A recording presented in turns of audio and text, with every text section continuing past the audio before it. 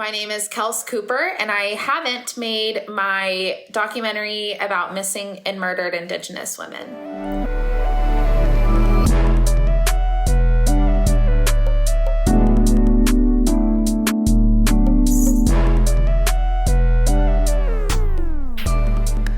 Let's go straight into it. 1 second. I have like, this cat does like, he does like a big lap around my room, and then he comes back and in front of my laptop, and then he purrs really loudly in front of the mic, and then I have to throw him away, and he does it again.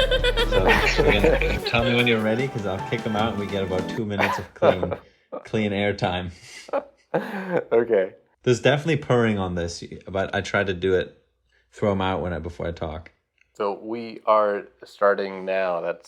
We've been going. Welcome, fellow listeners. This is Haven't Made It Yet. I'm Hayden Garrett. And I'm Jannik. Today, we have a special guest. It's Jannik's PA for the project. PA episodes. Part 1 of 2.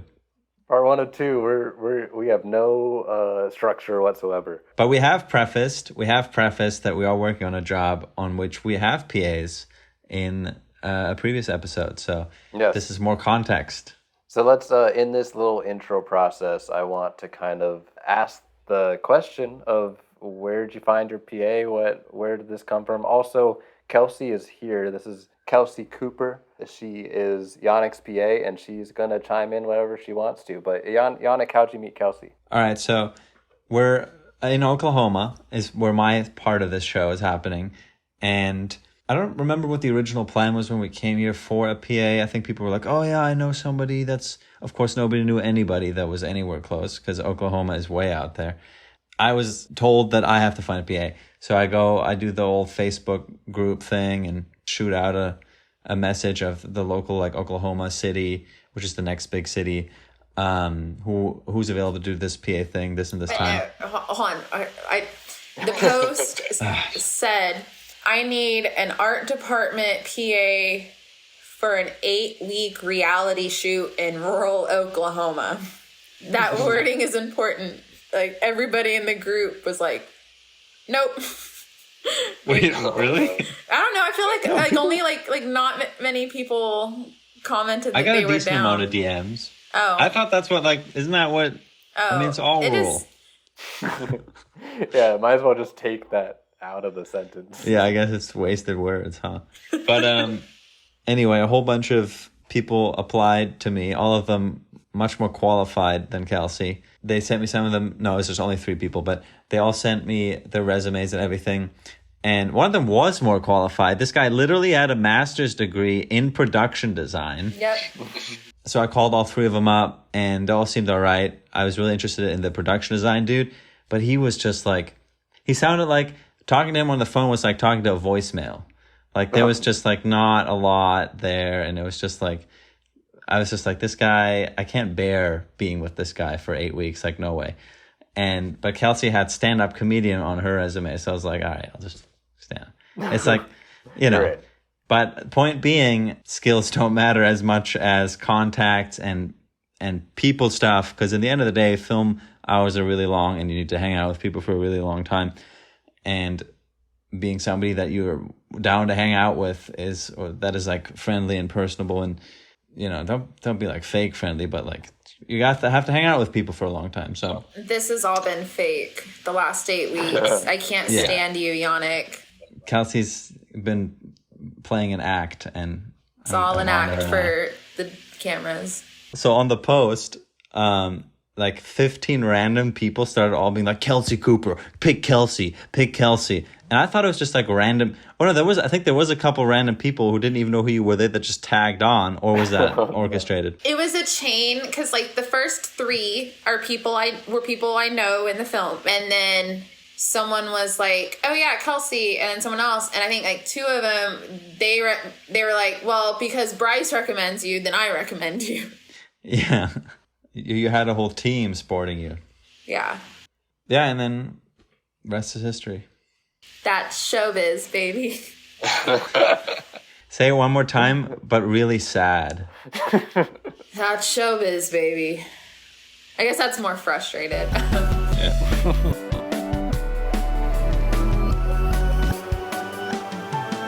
pretty new to the film world. I started really like this summer.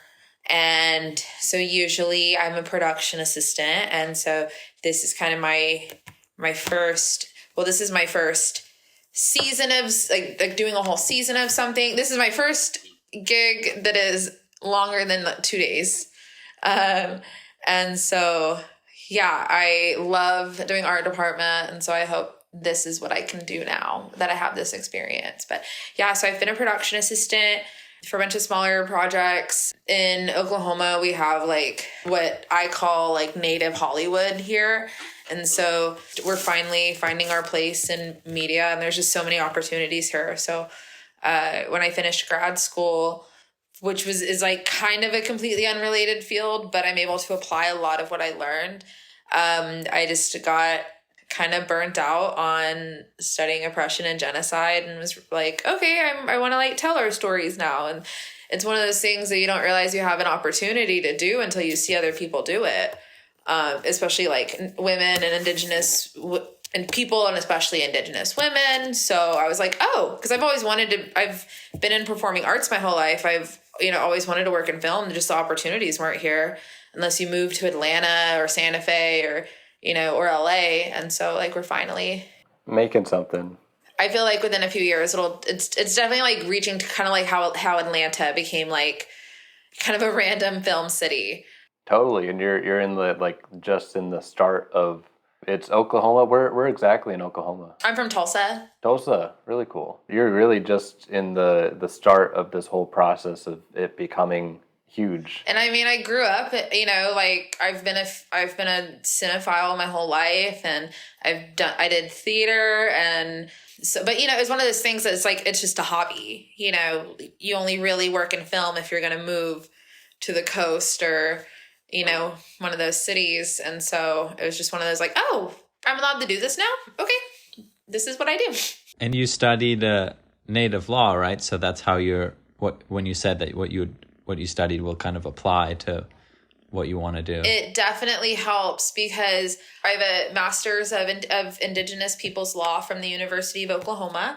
I guess kind of the big lesson out of that is that after studying our very calculated genocide, I know in my bones how important this work is to Indian country. I come from the activist world, and so some people can be a little weird about people jumping from the activist world to the film world, but we can talk about that later. But it's one of those things that Native representation in film, it helps other people see us and know that we're sovereign and that we're still here and need to be protected. It really sinks in how important this work is. And like, we have a lot of stories to be told. Was there any kind of realization or an aha moment? What was the path if it wasn't film? I guess is the first question. Yeah, I'm still figuring that out because I just finished grad school at the end of the summer. My plan was to get my paralegal certificate. I was going to start paralegal school this fall, get my certificate, and work for my tribe's court. Hopefully eventually in my tribe's Supreme Court. I sent my last assignment in August. I needed I had kind of a breakdown after that I was like, what am I doing with my life? Because I wasn't really doing film work, paid. I wasn't doing paid film work yet. Then I guess I would say the aha moment that I was like, you know what, this is what I want to do. The first one was being a PA on my friend's documentary. And he's an Indigenous filmmaker. It's a historical documentary about his great-great-grandpa that was the first person convicted tried convicted for murder in Adair County.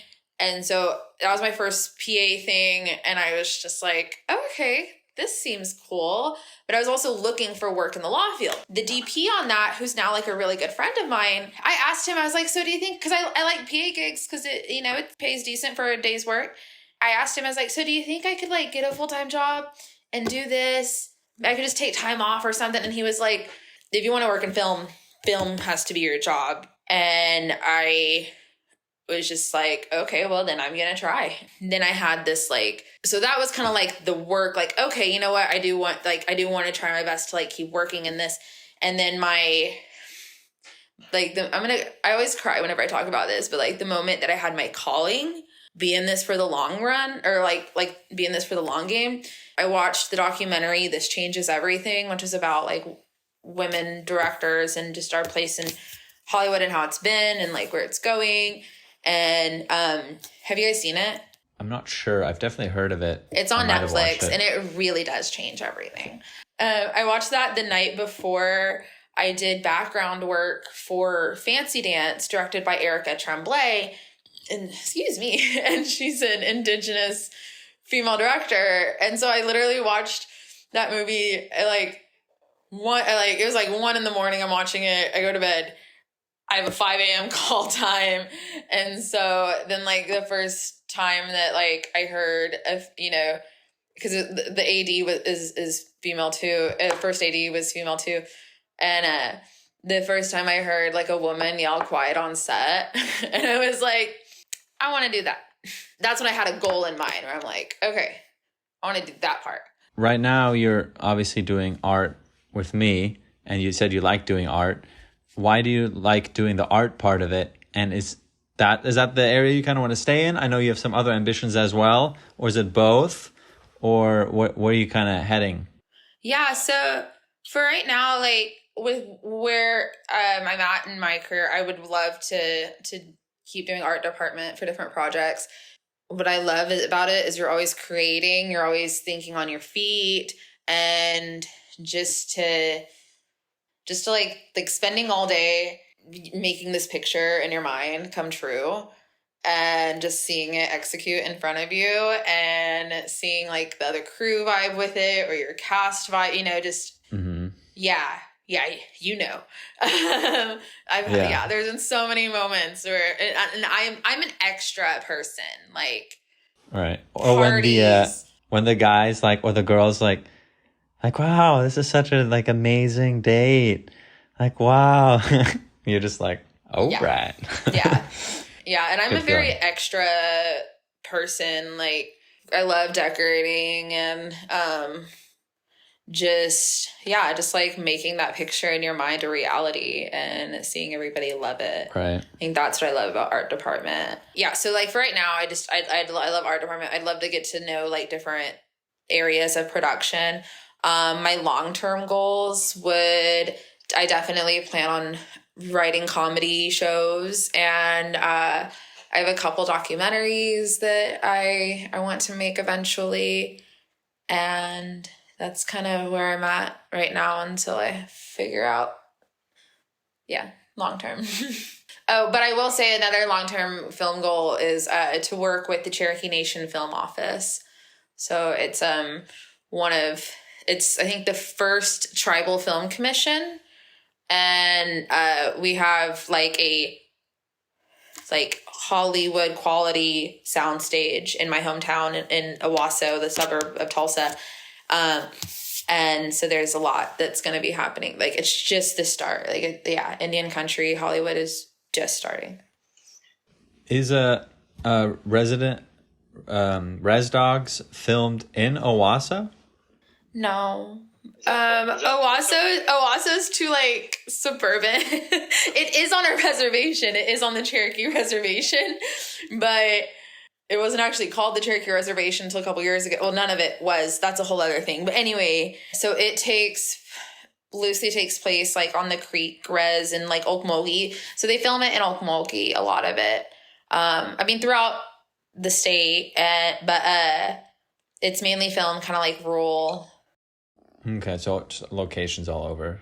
Gotcha. And that's the one that you also did background on, right?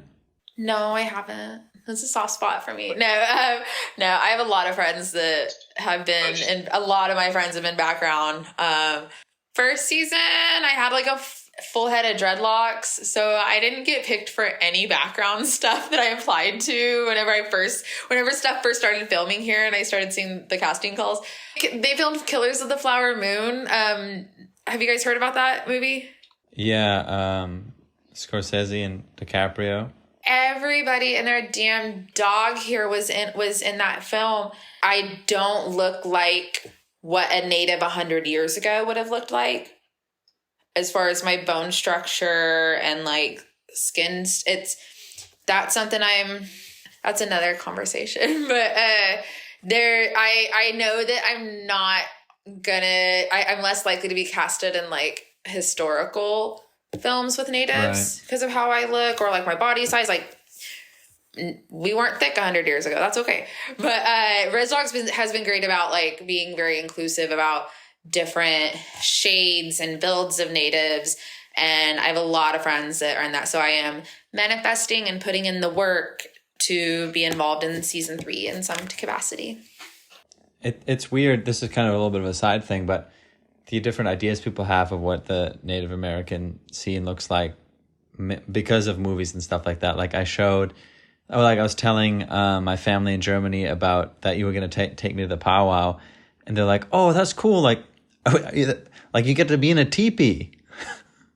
I was like, I don't think that's yeah, I don't think that's going to be the way it is. And I mean, I'll give them a pass because they're German.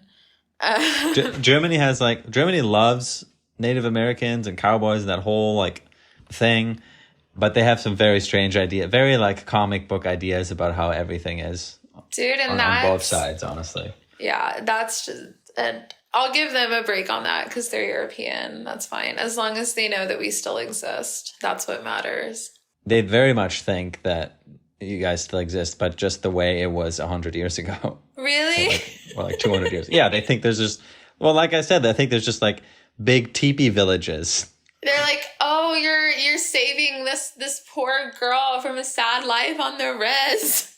Well, they don't see that's the thing they skip. I think they skip the part where there's a reservation. They just think it's still the way it was before the reservation, and that's something wasn't really like keen on until I watched like movies like like Chloe Zhao's movies are like very much like this is the way it is. Before that, I was like, I mean, I didn't think necessarily that there was like a teepee village, but I also didn't really realize that there was like a res life thing or like I mean, you've taught me a lot about that too, but I thought it was just from the movies that I watched where it was like teepee kind of stuff. No, we're just country. I mean, you go up north, yeah, like it's funny. And then there's like, and we're so different depending on what part of the country you're from. Right. Up north, northern natives are like a whole thing. Out west, and a fascinating thing is like how tribes west and north, our like body types and our phenotypes are different. Because say Cherokee people, we were colonized like at least a couple centuries before the ones out west were. So like they were able to hold on to their culture and their genetics longer, if that makes sense. Mm-hmm. I mean, yeah, I have friends that like build teepees though. Like we don't live in them, but we like, my friend Sierra, she posted pictures from like on a teepee raising contest that they did at the First Americans Museum. So, we just, and like, I think in this generation, we're like really trying to bring stuff back.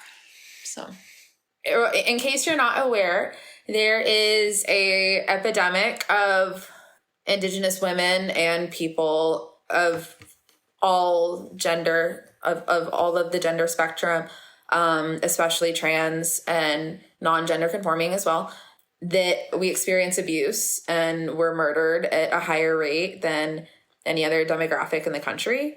I know it's about 3 in 5 Native women have experienced domestic violence in their life. I have. And, the powers that are supposed to help us don't. So, it's important for tribes to have their own, to be able to strengthen their own court systems and be able to handle their own justice. So I am involved with a group called Noise. I was going to say, can you expand on the court system that natives have that is like different from the other court system? I, for one, didn't know about that. So yeah. So if you think about it as like an umbrella, so the federal courts, like the federal legal system. So Fed is the big umbrella, and then under it are states and tribes. We are separate. Tribes are separate sovereign nations. them and their citizens still operate somewhat under federal law, but we have the right to our own court systems that are based on our own traditions and practices and laws. We've had our own court systems for hundreds, if not thousands of years, or our own justice systems. We've had our own justice systems for millennia. Like the Cherokee people, we've had our own solid court systems for at least a couple hundred years. I know that in the 1800s, the federal government passed, I want to say 1898, the Curtis Act completely dissolved all tribal courts. And then it was brought back later in the 1960s, 70s during the self-determination era, where the federal government likes to go back and forth like every couple decades and be like, here's your rights back. They don't give us our rights. They are inherent rights. Here's your rights back, quote. Oh, yeah. Never mind. We're going to take them away. Here, it's always a back and forth every couple decades. And unfortunately, it's been too good for the last few decades. And so we're slowly going back into a termination era. But our laws are it's the same kind of criminal laws that are under state and federal. In Oklahoma, if you're a tribal citizen not just in Oklahoma, in general, tribal citizens on reservations are under their tribe's criminal jurisdiction. So just in regards to criminal law, if I get pulled over and arrested, then if it's like a Tulsa police officer, they can hold me until a tribal officer shows up, and then I go with them and I'm put through their system. Or, some are cross-deputized. So if I get arrested in Owasso, the cops can take me to jail and everything, Owasso police, but my case will go through Cherokee court. And gotcha. There's certain things, like, this isn't all crime. So if any major crime, murder, arson, kidnapping, things like that is federal law. So if it's not something that falls under what tribal court can try me for, then it goes to federal court, if that makes sense. So we have these limits put on us, and then we can't try people or really, deliver justice because we can only sentence so long in jail. People, and then non-natives want to say that we're kangaroo courts. My next question was kind of leading into where it came from that you wanted to join into the court system for the tribal courts. And it sounds like you're seeing things that kind of need to be changed throughout the system in order to get with the coming days, or why did you want to go into the court system to begin with? Yeah, so it's another interesting story. It was one of those I didn't know I wanted to until I knew tribal law was a thing.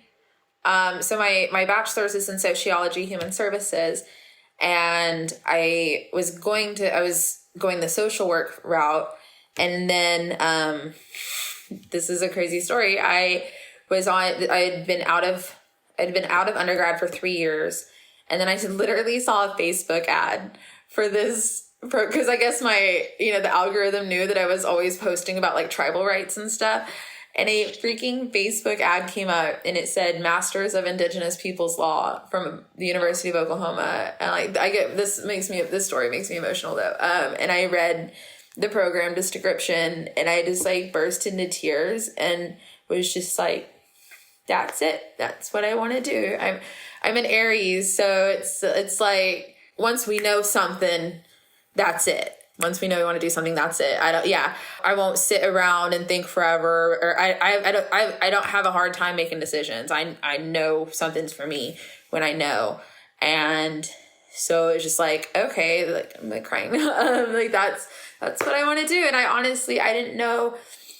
I started in 2018, and I didn't know much about my culture, about how tribal government worked. Like I kind of started from scratch on that. Of course, I knew, I knew enough to like get into the program. Of course, I went through the program. I felt home in it. It was very hard.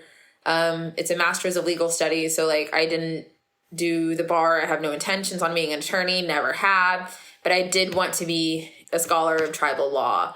And so I advocate a lot for our sovereignty to be protected back home. We have a saying in our culture, like, I wouldn't even say saying, we have a practice in worldview in our culture that you think of the 7 generations that came before you and the 7 generations that came after you. And I just know that I was put here to bring some justice to the generations, to my 7 generations of ancestors, and what me and my friends and my community do now, especially right now, and how like dangerous it's getting for like our sovereignty is in real danger. And so what we do, what my generation does now, affects the next 7, and we're doing this for them. And it's beautiful how, I mean, it's not only to create change for what is happening now, but it's something that you're connecting to your past, you're connecting to your roots through the process of trying to create change. Yeah. I love that. That's really cool. Thank you. Are you feeling like you can achieve more of that change through storytelling right now than you can through your legal degree? Absolutely, yeah. And for me personally, I just needed a break from studying the genocide and writing about these laws that were created to destroy us. Because that's kind of the thing about tribal law, is what you like. I don't study my tribe's laws. I study the laws that were created to destroy and sometimes protect us. But yeah, so storytelling, I realized that that's what my heart needs to do right now after being in academia for 10 years. It's time to tell these stories, man. Especially here and just where the culture and where film here is at. Like, I know I told Jannik earlier I wasn't going to be all like preachy, but I mean, this is my life with film, and I never saw people that looked like me on TV until the last couple years. Yeah. I didn't realize, like, how much that affected me and my worldview and view of myself until I saw myself on TV in Reservation Dogs, Rutherford Falls, freaking Prey. Yeah, that was wonderful. Jannik and I saw that together. It was that was pretty cool. At the end, I still don't have the words for what that film did for me. I want to use my education and my passion for film to be able to create that for other people. So the Native kids now can see themselves, will see themselves on screen growing up. But it's that whole thing of like art reflects reality. And now that you can see people that look like you in these things, it's becoming more believable to be a part of the creation process of movies, of TV, yada, yada. Yeah. That's really cool. Yeah, and telling what our actual lives are like. We're not just these historical decorations. Even though, I look like, oh my gosh. You're not what the Germans think. Exactly. We're real. We'll get to the Germans. We're real people that live now, and because I'm traditional later in life, because I grew up without my culture. I grew up in the suburbs. The last 2-3 generations of my family just tried to blend in. And so, it's and some, I have adopted a lot of traditional practices and things in my own life, but I also drive a Subaru stuff, You said a little bit ago, being an activist, it was difficult for you to want to be into the film world because of being an activist. Yeah, I'm definitely both. I guess what I meant by that, it just kind of became my whole life and my whole personality. And so I realized that I can take that anger that I have and that need to do something and make it create and turn it into creativity, into telling our stories, into getting the word off. That's kind of what I meant by that. Because that's a good way of putting it. Yeah. Putting that energy into something. Yeah. And so you have a lot of that. I mean, just having worked with you the how much we have. Like anytime anything native comes up, there's like a 5-minute deep dive. Yeah. Do you know someone mentioned the governor, and Jannik was like, oh God, here we go. And I mean, and that's important. And I'm always down to throw down with governor shit. There, at some point you have to like let yourself not hurt and be mad all the time. And especially in Oklahoma, like, in California, you guys are protesting Black Lives Matter, and no one out there disagrees. Like, you're all coming together to like make this point together to the rest of the country. Here, when I went and protested the George Floyd murder, I watched somebody get run over by a truck, by like a pickup truck with a horse trailer, because we did shut down the highway. But in California, you don't have to, here, like it got to that point, and the cops stopped him and talked to him and let him drive off. Like, and then they passed a law right after that Oklahoma doesn't, or like, they made it a law to where you're protected if you fucking hit a protester with your car. Like, that's the environment that I live here, man. Yeah. And so I do have friends that activism and like actions are their whole life, and that's awesome. And I have so much respect for them, but I couldn't keep doing it all. I had to find a better outlet for that. A balance. Yeah. 'Cause it's literally like, I mean, you get your name put on list, and you can't go to, not let into certain events because the state knows your name. And now they can know your name at the beginning of the credits. Yeah. Yeah. Could you ever see yourself make something that is not somehow tied to your activist beliefs? Or is it kind of a situation where until the world is right, everything is going to be about this for you in terms of what you want to create? Or could you ever see yourself doing like a cheesy rom-com that's about nothing else that's kind of funny? Not everything has to be tied to activism, of course, because like I said, I do want, I want to learn how to be fully creative in all these different ways, but everything I ever do will be tied to my culture. And it's passing the torch. It's like it's something that someone can get the same experience as you that brought you into this field. It's something. So I want to get into the documentary world. That's kind of where my future is leading. Yeah. And a lot of that comes from like, I have a lot of interesting stories that I think are cool, but I've gotten into film because I've seen my face on the screen time and time again. Like, I love Blade Runner. I love a Matt Damon movie because it's like, oh man, like that guy looks like me. And I can agree with that, like with the lessons. And that, I think subliminally, it gets me like easier connected. So with me getting into film, I was like, I don't want the same faces, same representations, that because a lot of the reason why we're getting the same story is because we're getting the same demographics of people telling them. And in documentary, I can still allow myself to be a storyteller and tell film, but I can do it in a way where I can depict different faces, different identities, and hopefully allow for more people to join this fun and creative world that is film. And not only to be like, oh, cool, we get to raise awareness on other identities, but at the same time, it's just more interesting stories. Like, no one wants a Good Will Hunting 2. Like, Good Will Hunting was great. That's fine. Let's have stories that no one's ever heard of. Well, no one as in, like, the mass population. It's probably been a story for thousands and thousands of years, and is only now going to become popular because of something that you make or something that I hope to make in the future. It's cool. That's awesome. And yeah. I have a quote that I want to read. This is a quote from Braiding Sweetgrass, and I think it really relates to this whole kind of aspect of storytelling.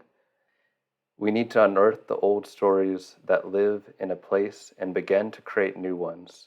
For we are story makers, not just storytellers. All stories are connected, new ones woven from the threads of the old. New stories woven from the threads of the old, yeah. And absolutely love it. Like, I mean, we get into a topic of, like, kind of going off topic here, but into originality and, like, oh, we're seeing the same film time and time again, and all the stories have been made. I think it is true that, like, all stories have been made, but it's only because Who do we let tell them? we're telling the same story. Yeah. But we can tell it in different ways from different identities, and it's just the same story time and time again. It's what is it to be alive is essentially what we're trying to answer. Having it be like all the stories have been told of the past, blah blah blah, being a bad thing or making it not worth telling new stories doesn't really make sense either, because it's like we're reflecting of what we're seeing right now. So like even if it's been told, there has to be an updated version of it for it to feel authentic, you know. To reflect the way the world looks right now. Nobody's going to watch a black and white movie, even if it's the same story. We like, it's just not going to be relevant or feel. We can't connect to it. Yeah. So Kelsey, you have an interesting place in this storytelling world right now, because you're just starting out, and it allows you to kind of, it's scary at the same time, because like there's so much opportunity and you could do this or that. Who knows what road is the right road?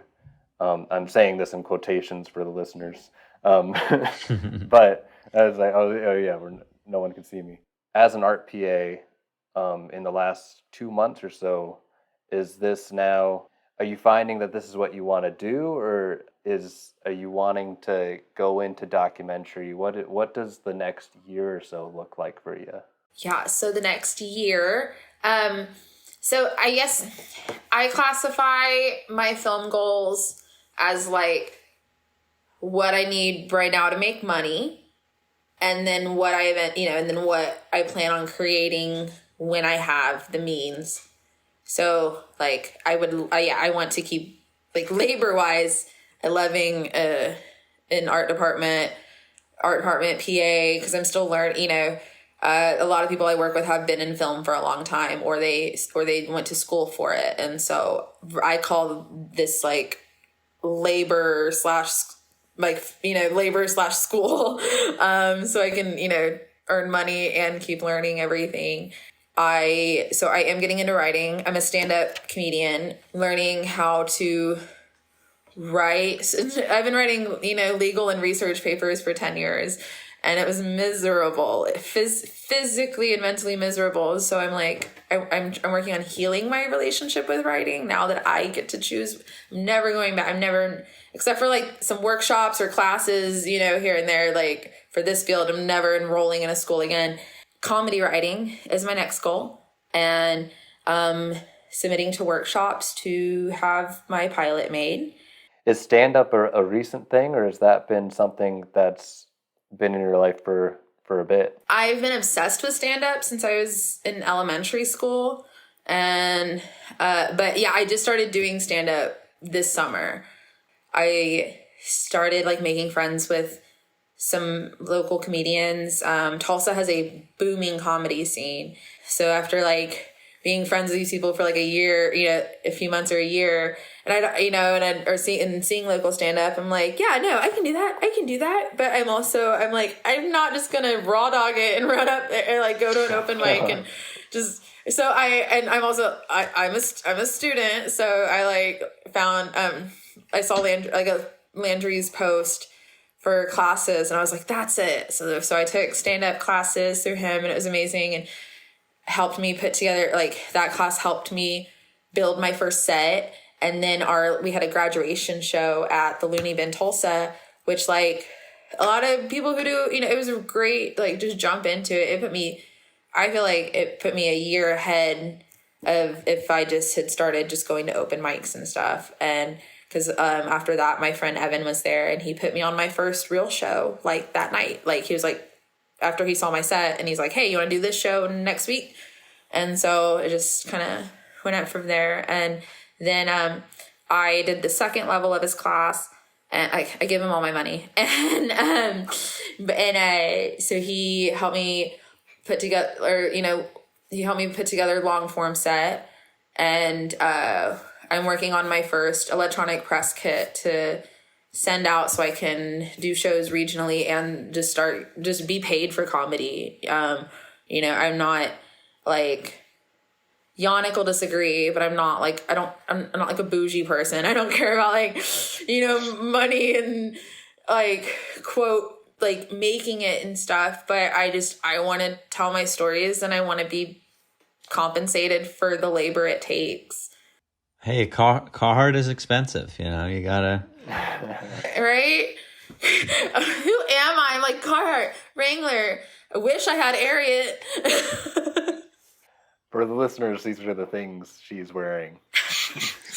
And people that live in the middle of the country are really hot for. I'm a city girl. I've just been out here too long. No, I'm like country at heart. This show is definitely like brought back a lot of my like roots. But yeah, so that's kind of where I'm at with comedy. We have some amazing native stand-up comedians. And I think I just want to help others get paid too. It's like we're special people with a special gift that we work hard at. And, if you're good at something, don't do it for free. Yeah. Especially as a person of color, like try to be compensated for any labor that you put into something. A big statement that I don't know I'll say eloquently. I don't say anything eloquently, so that's at least I can start with that. That's the beauty of this. That's the beauty of it. It's just going to jump cut like YouTube style, so it's just one smooth sentence. Well, I want to get to you being Jannik's PA without Jannik chiming in. How is he as a as like a what would you call it? Not really boss. I don't like to say that, but as a person that's calling the shots. Yeah, no, he's amazing. Okay, but besides should I leave? Yeah, I got the sound bite. Okay, we could. Okay, yeah, Jannik, you can leave. No, he's been great. I'm super grateful. For like everything he teaches me, and he's taught me so like this has been a masterclass in television for sure. And he's mean when he needs to be, which I do appreciate that because like I need to know if I'm doing something wrong. But no, it's been great, and we've only had one fight. A custody battle over the cat. Oh no. Yeah. So and I was like apologizing and stuff and I was like, the more I look back on it, I'm like, I didn't yell at you. I snapped a little bit, but yeah, we had a little custody battle over a cat that was found on the ranch. What could I do better? What could you do better? Tell right now on the clock. You're still on the clock, by the way. You're being paid right now. Off the record. Hopefully off the record. From yeah. You're cutting that out. You're cutting it.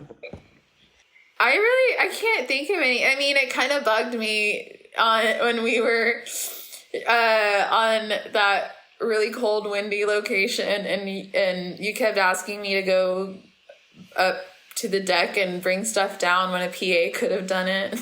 Come on, man. I did notice you were having that was the one day that like I noticed you like sent me to do a lot of stuff that like you're like, hey, go do that.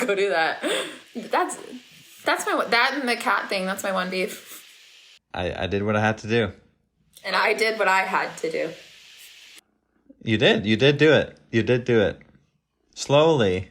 I don't complain. Yeah. I make noises.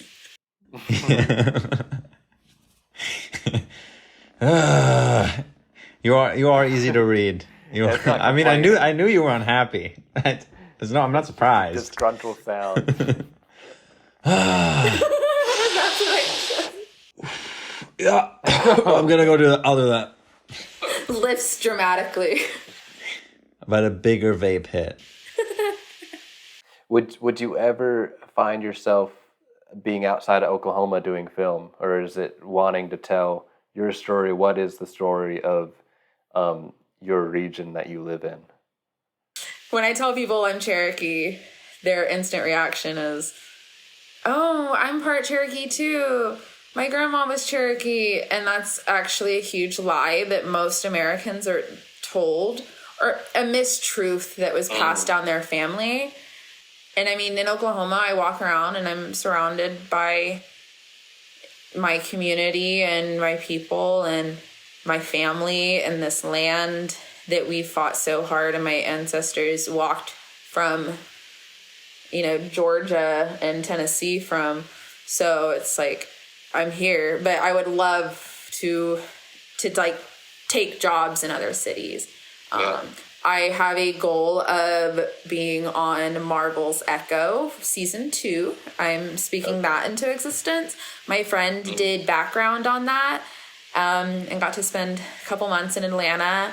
And so it's one of those things like that is achievable for me. You know what I mean? Like, it's a real thing that can happen.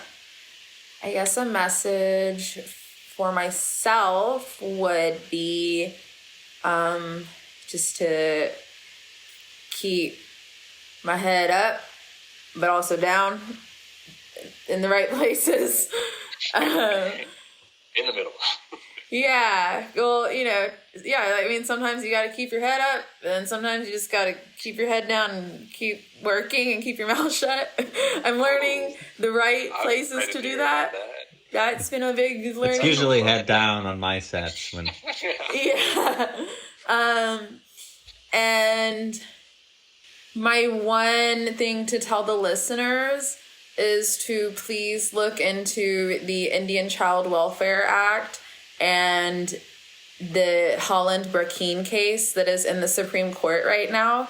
They are deciding whether ICWA is constitutional or not. And the Indian Child Welfare Act, in the 70s, a third of Native children were being removed from their homes by the states and adopted away. 90% of them were adopted away to white families. And it is a form of legal cultural genocide. And ICWA, the Indian Child Welfare Act, stopped that. It let us keep our children and kept tribal Native children in their own extended families or tribes. And that law is now being contested in the Supreme Court, and we just need everybody's awareness and support. If you want to know more about the Indian Child Welfare Act, we're going to put it in our description below, so please check that out and make sure to look into this. It's a story that needs to be heard. Kelsey, I really appreciate you joining and telling your story. It's beautiful. I mean, in the past episodes of our podcast, we've gotten to talk to people that are in like the heart of LA and getting.